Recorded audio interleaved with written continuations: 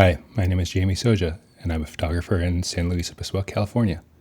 I'm very happy to give you a few tutorials on how to take better cell phone photos for the County of San Luis Obispo public libraries. I specialize in music, event, portraits, and food photography. My photos have been in publications such as the LA Times and the Washington Post. You don't need a great camera to practice taking good photos. Just like many other things in life, the best camera won't make you a good photographer by itself. We are lucky to have so many great places to take photos on the beautiful Central Coast of California. Photography can be useful in many ways in your life. Capture moments that will help you remember that time for years to come. It can be approached as an art just like painting, cinematography, or playing music, which also is a lot about timing. Photography can be used for social action and documentation and photojournalism, whether you're using a camera for fun to capture memories for social media or for work. Improving your photography skills can be a useful asset. In this tutorial, I will give you some tips that you can utilize to make your photos look much better.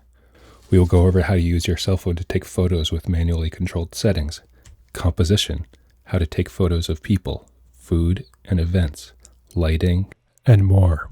We will take a look at some of the examples from my portfolio, which I have developed over the past 18 years.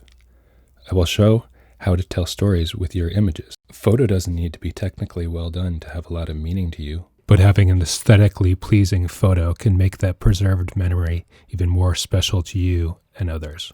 Most cell phones and tablets have a default camera and is usually all automatic, sometimes with a manual override of certain aspects like focus point and exposure. One way to learn more about taking photos as you would on a DSLR camera, the standard for professionals, is to download a free camera app that lets you manually control all the settings. I recommend the free Adobe Lightroom app, which has all the tools you need to change the shutter speed, ISO, and color temperature. You can toggle the manual or automatic modes for these individual settings. Adobe is considered the best photography and video app producer by many. Let's start off by looking at the app. Once you've downloaded the app and signed in, click on the library icon in the top left and then the camera icon in the bottom right. Now we're in the camera mode and we can change a lot of the settings manually. As you can see in the bottom, there's exposure, shutter speed, ISO, and white balance. Cell phones are able to focus fairly close and take macro style shots. You can test the minimum focus distance by taking a few shots and checking if it's sharp afterwards. Once you zoom in, you can see if it's in focus fairly well. I like to take a few different shots so I have options afterwards. Close the camera by clicking the X in the top left and then on LR camera photos. Now click on the image or images that you took and choose one to edit. As you can see, there are many very useful tools here, including editing the exposure, which will make it brighter or darker, the contrast and the blacks, the clarity under effects, and the color temperature and saturation. I'll talk more about these settings and when to use them in the next tutorial. And here I am cropping the image.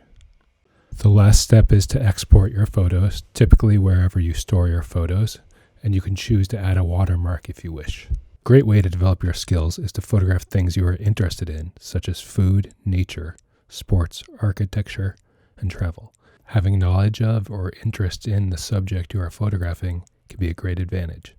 I've always loved music and been playing guitar since I was a kid. Music photography has always been a main focus of mine, and this appreciation and basic understanding of music has helped me to take better photos at concerts. I got into concert photography when I was in college because I loved to go to concerts. The bands, venues, or festivals would put me on the list, and I would give the photos in exchange afterward until I was good enough to be paid. There's a reason you see a lot of photographs of people's pets and food, because people love pets and food. I encourage you to find something you're passionate about to practice your photography with. The Central Coast is full of inspiring scenery to spark your creativity. Take a trip to the beach during low tide and try out some macro-style photography, the woods on an early morning walk, or a spectacular panoramic view from one of the many peaks. In the next lesson, we'll be talking about composition, an important aspect of photography. All the photos used in this video series were taken by me, Jamie Soja.